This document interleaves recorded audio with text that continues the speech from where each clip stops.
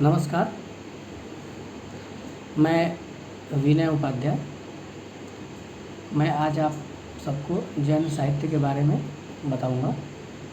जैन साहित्य जैन मुनियों का जिसमें चित्रण हुआ है, जैन मुनियों की रचनाओं का जिसमें चित्रण हुआ आदिकाल के अंतर्गत जो हुआ है उसे हम जैन साहित्य के अंतर्गत लाते हैं, जिसे रास साहित्य भी कहा जाता है। बहुत जगह इसे बहुत लोग इसे रास साहित्य के रासो साहित्य तो वीर गाथा से संबंधित है। रास साहित्य से संबंधित जैन मुनि की जो रचनाएं हैं उसे रास साहित्य कहा गया, फिर जैन साहित्य भी कहा गया।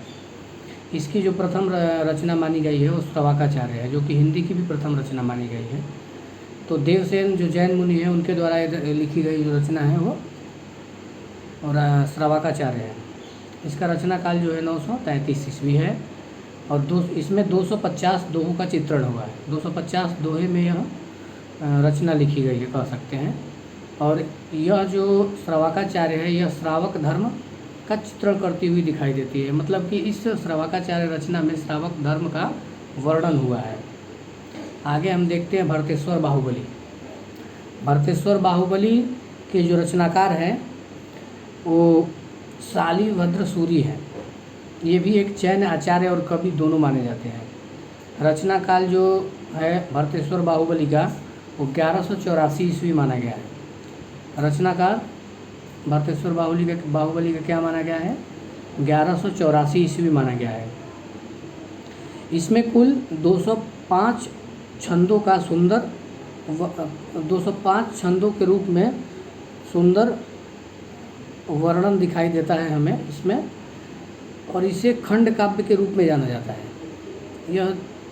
यह ऐसे भी कह सकते हैं कि यह 205 छंदों का खंड काव्य है। एक ही बार में हम एक शब्दों में कह सकते हैं कि 205 छंदों का खंड काव्य है।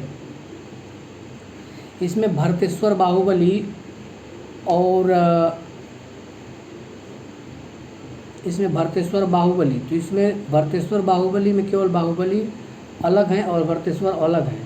भरतेश्वर जो रहे हैं अयोध्या के राजा रहे हैं और बाहुबली जो है वो तक्षशिला के राजा माने गए हैं। और इनके युद्धों का, इनके पराक्रम का वर्णन किया गया है, इनके शासन व्यवस्था का वर्णन किया गया है। किसमें? भरतेश्वर बाहुबली में। एक भरतेश्वर, एक है बाहुबली।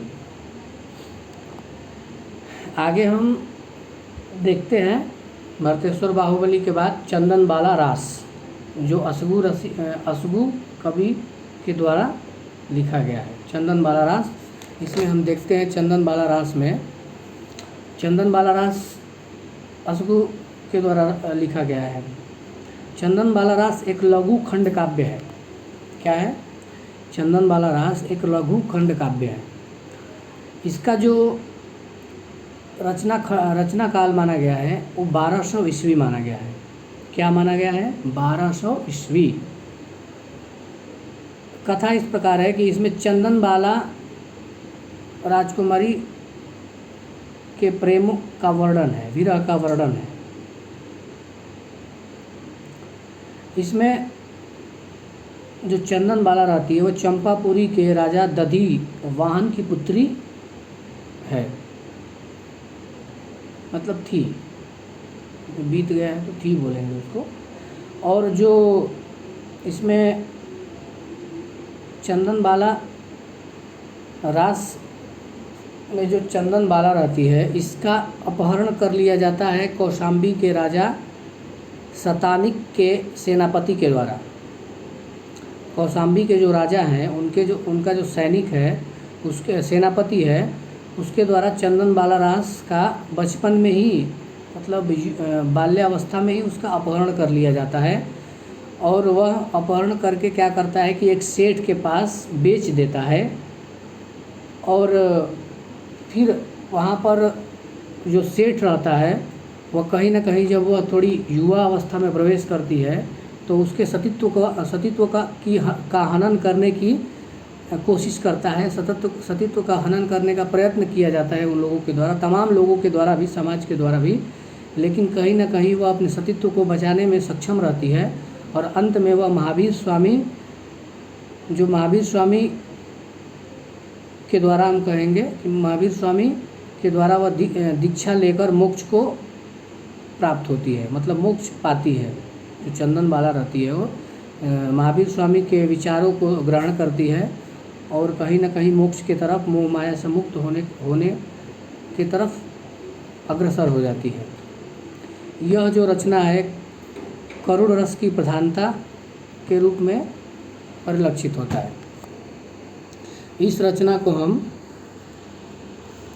करुण रस इसमें ज़्यादा हमें दिखाई देता है, क्योंकि कहीं ना कहीं इसमें दुख का प्रवाह ज़्यादा दिखता है कि जब एक लड़की है जो बाल्यावस्था में रहती है तभी उसका अपहरण कर लिया जाता है और अपहरण करने के बाद उसे बेच भी दिया जाता है और जहाँ पर बेचा जाता है वहाँ का जो सेठ है उनके सतीत्व की, जब वो युवावस्था में प्रवेश करती हैं तो उनके सतीत्व का मतलब चीरहरण करने की या फिर उनके सतीत्व को भंग करने की कोशिश किया जाता है, लेकिन वो अपने सतीत्व को बचाने में सक्षम रहती है और अंत में वो महावीर स्वामी के द्वारा दीक्षा ग्रहण करती हैं, जैन धर्म को स्वीकार करती हैं और अंत में मोक्ष की तरफ अग्रसर होती हैं।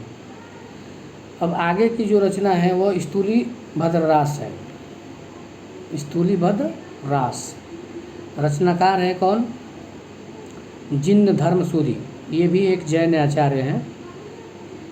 स्थूलीभद्र रास में जो स्थूलीभद्र रहते हैं उनके और कोसा जो वैश्या रहती है, वैश्या, उसके प्रेम का चित्रण हुआ है। इसमें भोग विलासिता का वर्णन है किसके किसके? स्थूलीभद्र और कोसा वैश्या, जो कि स्थूलीभद्र जो रहते हैं वो कोसा वैश्या के प्रेम में, भोग विलासिता में लिप्त रहते हैं हमेशा, लेकिन अंत में वो भी जैन धर्म से दीक्षा लेकर कह सकते हैं कि सही मार्ग की तरफ अग्रसर होते हैं, मोक्ष की तरफ चले जाते हैं।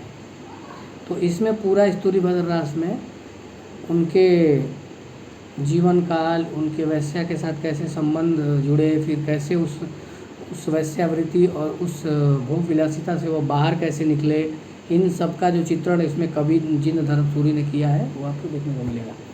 आगे हम चलते हैं रेवंत गिरिरास। आगे हम चलते हैं, रचना जो है वो रेवंत गिरिरास है। रचयिता जो है वो विजय सेन सूरी हैं। इसके जो रचयिता है वो विजय सेन सूरी हैं। रचना काल जो इसका रहा है वो 1231 ईस्वी रहा है। इससे पहले जो स्थूलीभद्र रास है उसका जो रचना काल रहा है वो 1209 माना गया है और रेवंत गिरिरास जो है इसकी जो रचना काल मानी गई वो 1231 मानी गई है। कह सकते हैं कि 13वीं सदी की रचना है।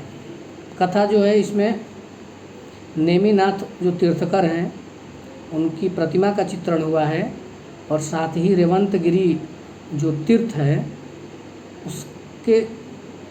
उसका जो सुंदर चित्रण किया गया, अति मनोहरम चित्रण किया गया है रेवंत गिरी तीर्थ का। उसके बोलेंगे कि उसका गुणगान किया गया है, उसकी महिमा को बताया गया है। इसमें पूरा चित्रण आपको यही मिलेगा। रेवंत गिरिरास किसके द्वारा लिखी गई है? रेवंत गिरिरास विजय सेन सूरी के द्वारा, ये ध्यान में रखना है आप लोगों को। आगे हम चलते हैं नेमिनाथ रास। क्या है? नेमिनाथ रास। नेमिनाथ रास जो है यह 1213 ईस्वी में लिखा गया है। यह सुमित जो गणी है, सुमित गणी जो इसके रचनाकार हैं, नेमिनाथ रास के रचनाकार सुमित गणी के द्वारा यह रचना रची गई है। इसमें जो हम देखते हैं भगवान कृष्ण का वर्णन किया गया है, भगवान कृष्ण के विषय पर लिखा गया यह रचना है। और यह जो रचना है वो राजस्थानी हिंदी में लिखी गई है।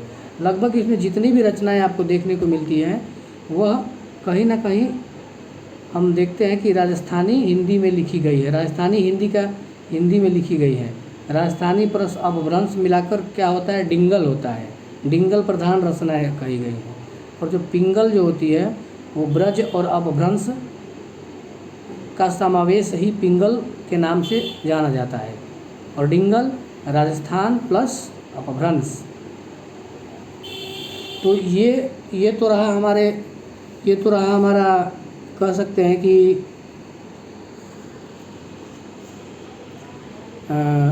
रास साहित्य, जिसे जैन साहित्य के नाम से हम जानते हैं।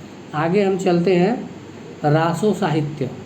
रासो साहित्य को वीर रासो साहित्य के रचनाओं के नाम पर ही इस काल का नाम वीर गाथा काल कहीं ना कहीं आचार्य रामचंद्र शुक्ल ने रखा। इस काल का नाम वीर गाथा काल रखा। तो आगे हम चलते हैं, देखते हैं रासो साहित्य के तरफ। रासो साहित्य में हम आपको देखते हैं कि वीर गाथा साहित्य भी इसे कहा जाता है। इसमें सभी रचनाएं युद्ध पर आधारित है। जितने भी इसमें रचनाएं होंगी वो युद्धों पर आधारित है और वो वीर राजाओं के द्वारा जो युद्ध जितने भी रहे हैं उनके युद्धों का, उनके पराक्रम का इसमें चित्रण हमें देखने को मिलता है। तो इसमें प्रथम जो रचना मानी गई है वह है खुमार रासो। इसके जो रचनाकार हैं खुमार रासो के, वो दलपति विजय हैं। कौन है? दलपति विजय। यह रचना जो रही है, इस रचना का जो काल रहा है वो 12वीं, किसी ने इसका जो रचना काल माना है वो 9वीं सदी माना है। ज़्यादातर किताबों में 9वीं सदी ही हमें देखने को मिलता है। कुछ विद्वान इसे 17वीं सदी की रचना भी मानते हैं। इसमें खुमार नरेश जो है, वो चित्तौड़ के जो नरेश रहे हैं खुमार, उनके युद्धों का, उनके पराक्रम का जो चित्रण हुआ है बहुत ही वीर रस से ओतप्रोत रहा है। इसकी हस्तलिपि प्रति हमें पूना के संग्रहालय में देखने को मिलती है, वहाँ पर रखी हुई है। इसकी जो प्रति है वो पूना के संग्रहालय में संग्रहित करके रखी हुई है। यह जो रचना है वो 5000 छंदों का बृहद विशाल काव्य ग्रंथ माना गया है। इसमें दोहा, सवैया, कवित्त आदि छंद प्रयुक्त किए गए हैं और इसकी जो भाषा रही हो राजस्थानी हिंदी रही है। आगे हम चलते हैं बिसलदेव रासो। आगे जो रचना है, दूसरी जो रचना मानी गई है वो बिसलदेव रासो। बिसलदेव रासो, इस ग्रंथ के बारे में हम आपको बता दें कि इसके जो रचनाकार रहे हैं वो नरपति नाला रहे हैं। नरपति नाला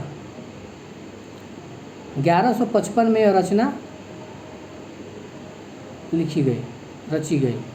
बिसलदेव रासो जो मूलतः गेय काव्य है। क्या है? गेय काव्य, जो गाकर सुनाया जाता है उसे गेय काव्य कहा जाता है। इसके 128 छंदों को डॉक्टर माता प्रसाद जो गुप्त हैं, वे जो इसकी जो प्रतियां हैं उसको संपादित करवाए थे। बिसलदेव रासो हिंदी के आदिकाल की श्रेष्ठ काव्य मानी जाती है। अब बिसलदेव रासो में मैं आपको बता देता चाहता हूँ कि बिसलदेव रासो जो रहा है, प्रेम, विरह और मिलन। पहले प्रेम हुआ, विवाह हुआ, फिर विरह हुआ, फिर मिलन हुआ, पुनर्मिलन। बोलेंगे कि विवाह, विरह और पुनर्मिलन, या फिर बोलेंगे मिलन, उसके बाद फिर विरह और फिर पुनर्मिलन का जो चित्रण हुआ है बहुत ही कारुणिक, बहुत ही विरहपूर्ण और बहुत ही बोलेंगे कि अद्भुत रचना मानी गई है यह रचना। इसमें भोज परमाल की जो पुत्री है राजमती, महारानी जो राजमती हैं, भोज परमाल की जो पुत्री राजमती हैं, और अजमेर के राजा विसलदेव जो चौहान राजाओं में गिने जाते हैं, चौहान राजा विसलदेव तृतीय के विवाह, वियोग और पुनर्मिलन का अद्भुत चित्रण है। पहले क्या होता है कि राजमती का विवाह होता है विसलदेव से, फिर कुछ अनबन होती है, समस्याएं, जो पारिवारिक समस्याएं रहती हैं सभी लोगों के परिवार में होती है, तो उस समस्याओं की वजह से राजा रुष्ट होकर महल छोड़कर, मतलब रानी को त्याग कर और कहीं चले गए।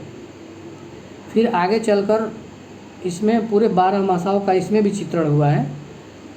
और यह जो रचना है वो कहीं ना कहीं संदेश रासक और मेघदूत के समान रचना मानी गई है। निश्चल प्रेम का जो चित्रण, निश्चल जो प्रेम का चित्रण हुआ है इसमें, कह सकते हैं। और इस तब क्या होता है कि फिर उसमें रानी फिर निवेदन करते करते फिर एक पंडित रहते हैं जो पुरोहित बोल देंगे, उनके द्वारा वो संदेश भिजवाती हैं और क्षमा याचना मांगती हैं। उसके बाद फिर राजा वापस आते हैं और फिर दोनों का मिलन होता है। यहीं तक कि इसकी कहानी है इसमें जो रही है कि विशलदेव रासो में। और ज़्यादातर जो ये रचनाएं रही हैं ये पुरुष प्रधान रही हैं, मतलब कम ही इसमें जो महिला, जैसे चंदन बाला रास है तो चंदन बाला रास एक महिला प्रधान रचना कर सकते हैं। ज़्यादातर इसमें जो राजाओं के ऊपर ही लिखी गई हैं। तो यह रही विशलदेव रासो। अब विशलदेव रासो के बाद आता है अपना स्थान तीसरी जो रचना है हामिर रासो। हामिर रासो इसके रचनाकार जज्जल माने गए हैं। रचनाकार कौन है? जज्जल नामक कवि को माना गया है। यह रचना आज उपलब्ध नहीं है, लेकिन बहुत जगह इसके उल्लेख बहुत सारे ग्रंथों में मिलते हैं। यह केवल प्राकृत पैंगलम जो है उसमें कुछ छंदों में ही उपलब्ध है हमें अभी के फ़िलहाल में। इसमें अलाउद्दीन खिलजी और हामिर जो रहे हैं उनके युद्धों का चित्रण हुआ है। चलिए आगे की रचना हम देख लेते हैं। परमाल रासो, जिसके रचनाकार हैं जगनिक। परमाल रासो के रचनाकार कौन है? जगनिक। यह उत्तर प्रदेश के आलाखंड के नाम से भी प्रचलित काव्य है। परमाल रासो के मूल रूप को विकसित रूप माना जाता है। परमाल रासो का जो मूल रूप जो है वही विकसित रूप में माना जाता है। इसके रचनाकार तो जगनिक आपको बता दिया मैंने। इसमें राजा परमाल देव जो महोबा के राजा रहे हैं और दो वीर सरदार जो हैं आला और उदल की वीरता का जो चित्रण हुआ है वो बहुत ही अद्भुत रहा है। और इसमें जो हम बोलेंगे कि वीर रस की प्रधानता है।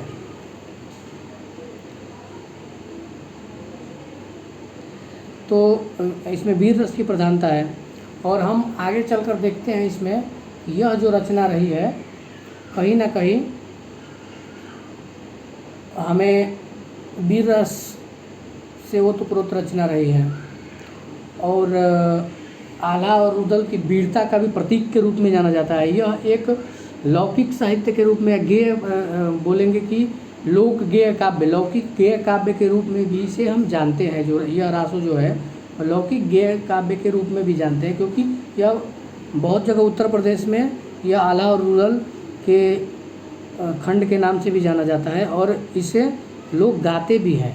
और इनकी वीरता का चित्रण भी गली गली गांव-गांव लोग करते हैं। क्योंकि मैंने भी बचपन में आला रुदल की जो कहानी जो है बोलेंगे काव्य के रूप में मैंने सुनी थी। और हमारे गांव में कुछ जो भिक्षा मांगने वाले जो होते थे वो लोग इनका चित्रण करते थे। तो बहुत ही प्रसिद्ध लोक गेय काव्य माना गया है इसको। किसको? परमाल रासो को। आगे हम देखते हैं पृथ्वीराज रासो। पृथ्वीराज रासो को तो आप और हम सभी जानते हैं। अभी हाल ही में पृथ्वीराज रासो और पृथ्वीराज के ऊपर एक मूवी भी बनी थी, जिस मूवी का नाम है पृथ्वीराज, जो कि इसमें अभिनय का कार्य जो अभिनेता अक्षय कुमार ने किया है। तो वैसे तो ये बहुत कम ही प्रमाणित मानी जाती है। इसके कुछ ऐसे खंड भी हैं जिसे अप्रमाणिक माना गया है। बहुत सारे रचनाकार, बहुत सारे साहित्यकार इसे अप्रमाणिक मानते हैं, कोई अर्ध प्रमाणिक मानता है, कोई इसे प्रमाणिक मानता है। तो हम देखते हैं आचार्य रामचंद्र शुक्ल जी ने इसके रचनाकार चंद को माना है। हिंदी के जो प्रथम कवि माने जाते हैं, महाकवि माने जाते हैं, वो चंद बरदाई माने जाते हैं। चंद बरदाई जो थे पृथ्वीराज चौहान के मंत्री भी थे और कवि भी थे, मतलब सेनापति भी कह सकते हैं, उनको मंत्री कह सकते हैं। और ऐसा माना जाता है कि दोनों का जन्म एक ही समय में हुआ था, 1168 ईस्वी में माना जाता है। ऐसा इसकी कोई पुष्टि नहीं होती है, लेकिन माना जाता है, ऐसे बहुत सारी किताबों में मिलता है। बाद में यह जो काव्य है वो इसको पूरा करने का श्रेय चंद बरदाई के पुत्र जो हैं उज्जल को माना जाता है। बाद में जो कुछ अंश, जो आखिरी के अंश आपने देखा होगा, जिसमें कि जब पृथ्वीराज चौहान और चंद्रबरदाई को बंदी बनाकर जब गोरी लेके चला जाता है, तो वहाँ का जो चित्रण है, ये चित्रण उनके पुत्र ने आगे की जो कुछ इसमें जो खंड है वो उनके पुत्र ने पूरा किया था, जिसका नाम जल्ल था।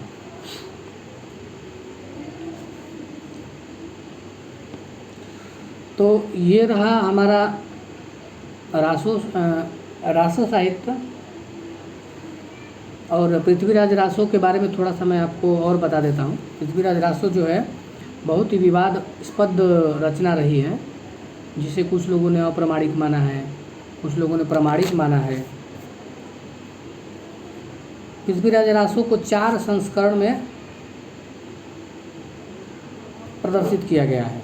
प्रथम संस्करण जो है, जो 16,906 छंदों में है, जिसका 69 खंडों में लिखा गया है।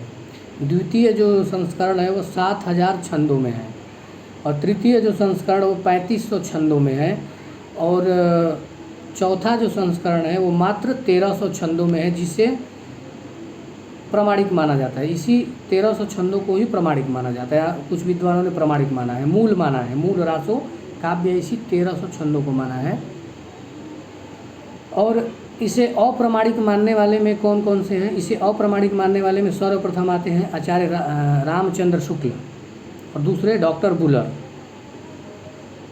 प्रामाणिक मानने वाले में मिश्र बंधु विनोद, डॉक्टर श्याम सुंदर दास, कर्नल टाड और विष्णु दत्त पांड्या। विष्णु लाल पांड्या, दत्त पांड्या से भी नाम का जो कि तुम्हें मिलता है, विष्णु लाल पांड्या। और अर्ध प्रमाणिक हम देखें तो अर्ध प्रमाणिक किन्होंने माना है? तो हजारी प्रसाद द्विवेदी ने अर्ध प्रमाणिक माना है, और सुनीत कुमार चटर्जी ने अप्रामाणिक माना है। किसे? पृथ्वीराज रासो को। एक बार और बता देता हूँ कौन कौन ने अप्रामाणिक माना है, किसने। तो अप्रामाणिक माना है रामचंद्र शुक्ल ने, और अपने डॉक्टर बुलर ने। और प्रामाणिक माना है अपने मिश्र बंधु विनोद और श्याम सुंदर दास और विष्णुलाल पांड्या, कर्नल टाड। और अर्ध प्रामाणिक माने हजारी प्रसाद द्विवेदी और सुनीत कुमार चटर्जी। तो ये तो रही रासो काव्य। आगे हम चलते हैं, लौकिक साहित्य के बारे में जानते हैं। लौकिक साहित्य में कुछ रचनाएं हमें दिखाई देती हैं जो आदिकाल के अंतर्गत इसे भी रखा गया है। लौकिक साहित्य में पहला जो आता है ढोला मारू रा दूहा। ढोला मारू रा दूहा, इसका रचना काल 11वीं से 12वीं शताब्दी माना गया है। यह लोक भाषा काव्य, इसे लोक भाषा काव्य कहा गया। इसे क्या कहा गया? लोक भाषा काव्य कहा गया। इसकी जो भाषा रही हो राजस्थानी हिंदी रही है। कुछ इसमें पश्चिमी हिंदी का भी प्रभाव दिखाई देता है, पश्चिमी राजस्थानी का भी प्रभाव दिखाई देता है। मारवाड़ी में लिखी गई रचना है, जो कि राजस्थानी हिंदी के अंतर्गत आती है। कथा का जो आधार रहा है वो ढोला नामक जो राजकुमार रहे हैं, जो ढोला नामक राजकुमार रहे हैं, और जो राजकुमारी रही है वो मारवाड़ी रही है। मारवाड़ी नामक राजकुमारी की प्रेम कथा का चित्रण है, दोनों के प्रेम कथाओं का चित्रण है। ढोला के जो पिता है वो कछवाहा वंश के राजा रहे हैं, नल, जिनका नल नाम है। और मारवाड़ी के जो पिता हैं पुगल के राजा पिंगल, इनकी कन्या रही है मारवाड़ी। दोनों की शादी होती है बचपन में ही। जब ये ढोला जो रहते हैं वो 3 वर्ष के रहते हैं, और 1.5 वर्ष की रहती है मारवाड़ी। अब देखिए कितनी कम उम्र में शादियाँ होती थी पहले। अब जो भी बोलेंगे अज्ञानता बोलेंगे कि, या फिर सामाजिक जो स्थितियाँ उस समय की थी उस वजह से बोलेंगे, जो भी होगा, जल्दी शादी हो जाती थी।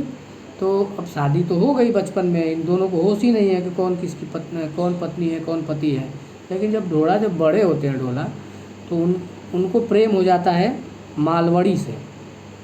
मालवड़ी जो है उनसे, मालवा की जो राजकुमारी रहती है वो मालवड़ी से उनका प्रेम प्रसंग हो जाता है। फिर उनसे विवाह भी वो कर लेते हैं। अब इनकी तो 2 शादियाँ हो गई बेचारी, मारवाड़ी का क्या दोष है उसमें बताइए। अब फिर आगे जब उनको पता चलता है ढोला को, तो फिर मारवाड़ी को भी वो अपना लेते हैं और फिर से दोनों का मिलन हो जाता है। यही तक का इसमें वर्णन है, जो कि लौकिक साहित्य के रूप में लोग जानते हैं इसको। लौकिक साहित्य मतलब कि जो लोगों में प्रचलित जो साहित्य होता है उसे लौकिक साहित्य कहा जाता है। अब आगे हम देखते हैं, यह जो लोक प्रसिद्ध प्रेम गाथा है जो आदिकालीन श्रृंगार काव्य परंपरा की एक महत्वपूर्ण कड़ी मानी जाती है।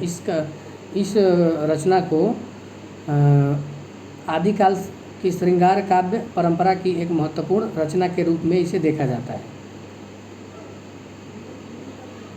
इस काव्य में नारी की हृदय की अत्यंत मार्मिक स्थितियों की व्यंजना की गई है, स्थितियों को व्यंजित किया गया है कह सकते हैं। आगे हम देखते हैं जयचंद्र प्रकाश और जय मयंक जस चंद्रिका। जयचंद्र जो प्रकाश है, रामचंद्र शुक्ल के अनुसार यह एक महाकाव्य है और इसके जो रचनाकार हैं वो भट्ट केदार। कौन है इसके रचनाकार? जयचंद्र प्रकाश के भट्ट केदार। आधार जो इसका जो आधार इसकी कथा का जो आधार है वो महाराजा जयचंद्र के पराक्रम और शौर्य का चित्रण इसमें हमें इस कथा में मिलता है। आगे जो जय मयंक जस चंद्रिका है, इसके जो कवि हैं वो मधुकर कवि हैं। इसका रचना काल 1186 माना गया है और इसके रचनाकार जो है मधुकर है। लेकिन दोनों जो रचनाएं हैं जय चंद्र प्रकाश और जय मयंक जस चंद्रिका, ये दोनों रचनाओं का जो उपलब्धता बोलेंगे फिलहाल में अभी नहीं है, किंतु इसका उल्लेख थोड़ा बहुत राठौड़ की ख्याता में हमको देखने को मिलता है। आगे हम देखते हैं बसंत विलास। बसंत विलास के रचयिता का नाम अज्ञात है अभी फिलहाल में। डॉक्टर नगेंद्र की किताब में तो नहीं है और रामचंद्र शुक्ल के जो लिखी हुई किताब है उसमें शायद होगी। तो इसका जो काल है वो 1451 ईस्वी माना जाता है बसंत विलास का। बसंत विलास की खासियत रचना की ये है कि इसमें प्रकृति, स्त्री, पुरुष तीनों का चित्रण दिखाया जाता है। प्रकृति, स्त्री, पुरुष तीनों का समावेश करके यह प्रथम रचना मानी गई है जिसमें प्रकृति, पुरुष और स्त्री तीनों का चित्रण एक साथ हुआ है। इस काव्य की भाषा जो रही है वो पिंगल सरस भाषा रही है, मतलब पिंगल प्रधान भाषा रही है। पिंगल को आप जानते होंगे कि पिंगल जो है ब्रज भाषा और अपभ्रंश भाषा का समावेश पिंगल भाषा कही जाती है। आगे चलते हैं कि खुसरो की पहेलियाँ, ये भी लौकिक साहित्य के अंतर्गत ही कहीं ना कहीं आता है। आचार्य रामचंद्र शुक्ल के अनुसार खुसरो का जन्म जो है वो 1255 ईस्वी से लेकर 1324 ईस्वी तक का माना गया है और इनका जो रचना काल रहा है, जो इनकी शुरुआत मानी जाती है 1283 से मानी गई है। इनका जो जन्म है वो एटा के पटियाला गांव में हुआ था। पटियाली गांव में कहा जाता है कि ये बहुत ही विनोदी और सहृदय के धनी व्यक्ति थे। आदिकाल में खड़ी बोली को स्थापित करने का श्रेय जाता है तो अमीर खुसरो को जाता है और खड़ी बोली के प्रथम कवि के रूप में भी किसे जाना जाता है? अमीर खुसरो को। इनकी कुछ रचनाएं, वैसे तो इनकी रचनाएं 100 बताई गई हैं, लेकिन इनकी अभी 20 से 21 ही उपलब्ध रचनाएं मिलती हैं, जिसमें खालिक बारी है, पहेलियाँ हैं, मुकरिया हैं, दो सुकने हैं, गज़ल हैं। खड़ी बोली के प्रथम कवि के रूप में तो इनको हम जानते ही हैं, अमीर खुसरो को। इनको तोताए हिंद भी कहा जाता है। किसे? खुसरो को। तोताए हिंद के नाम से अगर किसी को जाना जाता है तो अमीर खुसरो है। तो ये तो रहा लौकिक साहित्य के अंतर्गत अमीर खुसरो की रचनाएं आती हैं। अब हम आते हैं गद्य साहित्य, आदिकाल में गद्य साहित्य का जो वर्णन है उसके बारे में हम बात करते हैं। इसमें राहुल वेल जो रचना है यह 10वीं शताब्दी की रचना मानी जाती है। जो राहुल वेल को कहा जाता है कि प्रथम नखशिख वर्णन की रचना मानी जाती है। अगर पूछा जाए प्रश्न में कि प्रथम नखशिख की रचना कौन सी है जिसमें श्रृंगार का वर्णन है, नायिका का वर्णन किया गया है प्रथम बार किस रचना में, तो राहुल वेल है।